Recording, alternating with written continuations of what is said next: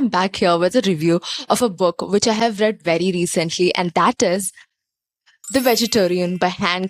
The main character of the story, she is a woman, and one day she decides to be a vegetarian. She refuses to eat meat. When she tells this to her husband, he asks her, "Why are you becoming a vegetarian all of a sudden?" And she says that she had a dream.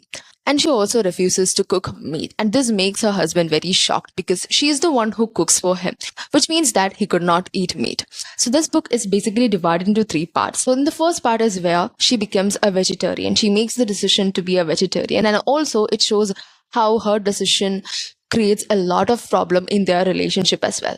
In the first part, her husband was not even ready to ask her what was the dream about. What was it? He was not even ready to ask her that. He just took it as a foolish decision taken by his wife.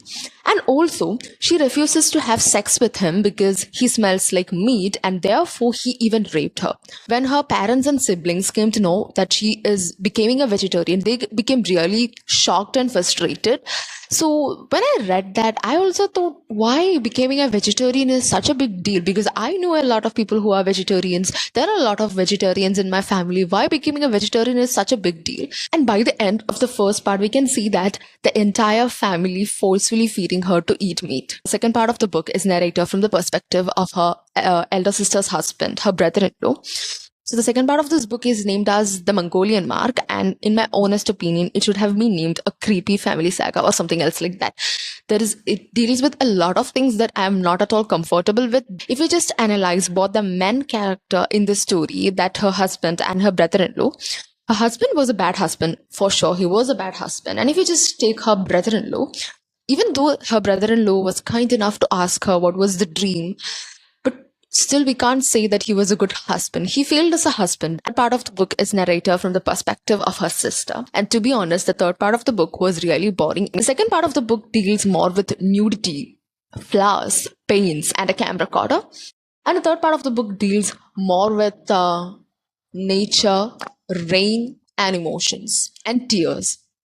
Rain and tears go hand in hand, right? So, yeah. I felt a Murakami touch somewhere. Yeah, I just felt like Murakami is writing this. I don't know why I felt like that. Maybe because if you just analyze at certain Murakami stories, we can see a pattern where a single story is written from the perspective of like many people. Many people in the story. We can also see a similar pattern, not so similar, but still a similar pattern in the story. To be honest, I'm not a good person when it comes to ranking or rating books. Still, I'm gonna rate it up for 0.5 out of 5.